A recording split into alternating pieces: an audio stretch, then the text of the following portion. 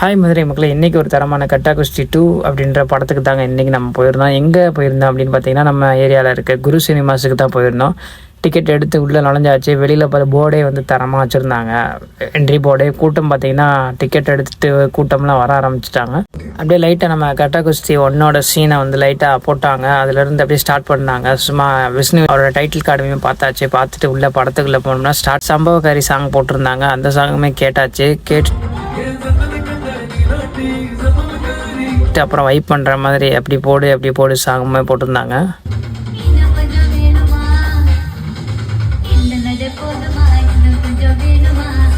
அப்பா பொண்ணு லவ் ஸ்டோரியுமே வந்து அந்த படத்தில் உண்மையிலே வந்து செம்மையாக காட்டியிருந்தாப்புல டேரக்டரு.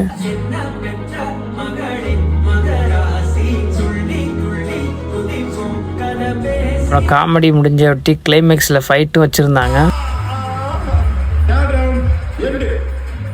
அப்புறம் இந்த சீனை பார்த்துட்டு